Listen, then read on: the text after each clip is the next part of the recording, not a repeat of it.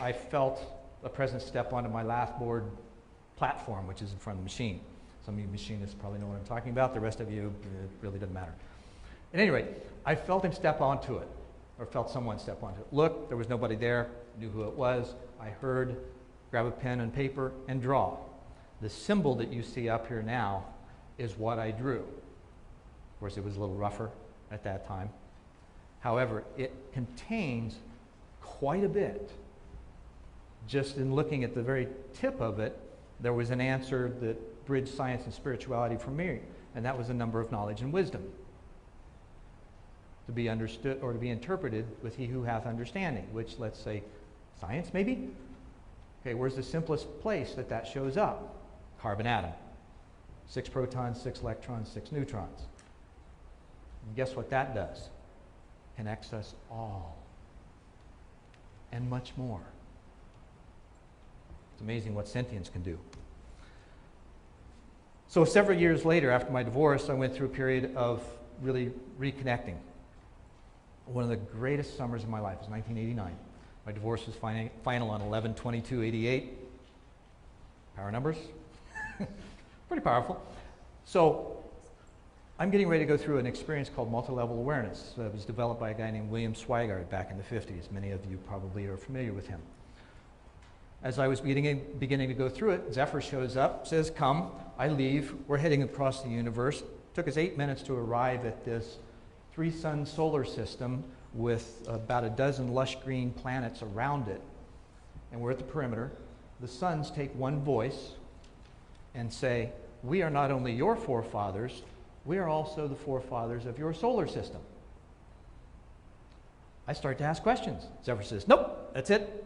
You got all you need, you'll figure it out. I'm like, oh, thanks. So 8 minutes traveling back. Now, the only place I've ever heard a reference of the speed of thought is in the Urantia book, which it states it at 241 trillion miles per second.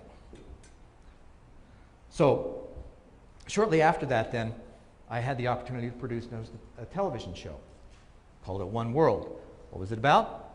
Creating a common understanding of how we move through fear and how we can help each other to do the same. I interviewed probably over 200 people, had 120 shows in all from 1990 to 92. So I kind of pioneered that really in-depth, let's, crack open the egg, peer inside, and see what we can find in common. During that same period of time, I had many visitations. Now, these visitations were not just spirits, which I have had. What they were what we might call extraterrestrials. Now, what were they doing in my sphere? Well, before I moved out to Phoenix, the last thing that happened at a bookstore in Muncie was I was walking through the store, it's a metaphysical bookstore. Book falls off the shelf. I open it up, flip it over, first paragraph that I read. Most common UFO contactee experiences in the late 50s, early 60s in the Midwest were orange cigar-shaped clouds. What do you do with that? Well, you deal with the experience, okay? So from that then, there was this question of, okay, what's going on here? What am I doing? And the thing that kept coming up was it had to do something with the Galactic Federation, and specifically the Ashtar Command. Well, those are, if any of you have heard of those, I'm not going to have a whole lot of time to go into that right now, but I would encourage you to Google them, and you'll find out things, and allow yourself to be moved into another place. So, one of the most important crop circles that I have seen to date when the binary code was deciphered, the message was, beware of the bearers of gifts and the broken promises. Much pain, but still time. Believe there is good out there. We oppose the deceivers. The conduit is closing. Now that conduit is the deception, is the inability to understand that we are all one. Consciousness is moving up. It's opening. We're all a part of that. Each one of us and our experiences plug into the critical mass and allow it to expand as well. And because I am running short on time here, what I'd like for you to do, now, in some cases, and maybe even when I just spoke about the Galactic Federation and the Ashtar Command and things like that, you might have gone, oh, wait a minute, and your energy just kind of compressed for a moment. Well, that's essentially what I term an emotional blockage. And that is to openness and just exploring. So what I'd like you to do for just a moment is close your eyes, put your fingertips together, take a deep breath, feel your heartbeat in your fingertips.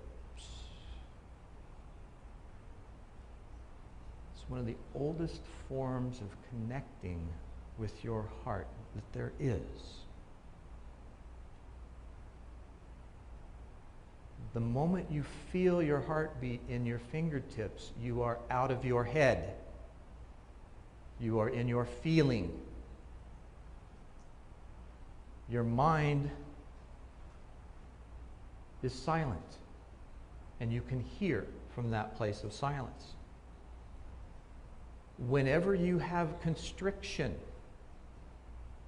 when you're presented with new information that's outside of your direct experience, for instance, and you wonder, rather than judge or condemn or be critical, take a moment, pause, take a deep breath, and ask from that place of silence, what is? That alone will lead you to transformation unimaginable on a regular basis, if you so desire.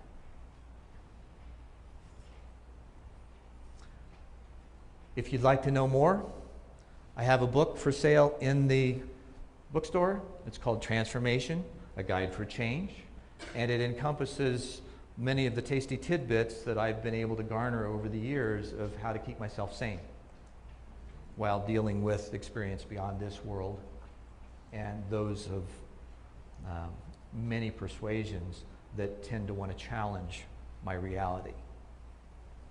It's my story. I'm sticking to it. Thank you very much. Namaste.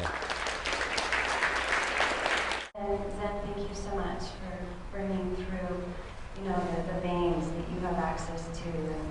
And when I connected with Yeshua, because a lot of people connect with his archetype, even though they may not even have a relationship with the being that we call Yeshua Ben Joseph, and the Native Americans call him Yellow Hair.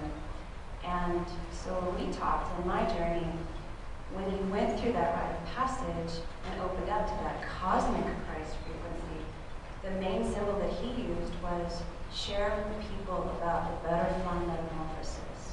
That I went from being Yeshua to Christ and then being Sananda. Yeah, so I'd love to hear more from that. Gee, that's amazing that would show up on the cover of the book. Actually, butterfly is the symbol for transformation. Yes. I particularly, for most of I would say for almost 33 years, I think 34 years, oops, don't want to use that number. I actually wore a Christ head pendant that was part of my daily centering. I would always question, okay, what would Jesus do, kind of thing. But take it to the next level of, okay, what kind of, like the picture I had up of him laughing, okay, what kind of audacious level could I take this to that would allow that freedom of spirit that comes from within all of us to be shared? And I found that even with working with some of the folks that I've had the opportunity to help transition from this world to the next, showing up in actually complete physical form at the end of the bed, moving the bed just to make sure that I got that they were there, and then continuing a conversation of what it was like on the other side and the questions that they had of how to integrate with it. So that also is something that's available that, if we are able to picture a person's face and look into their eyes, what do we know the eyes to be? Gateway to the soul. So that connection is there. Thanks, Dietary.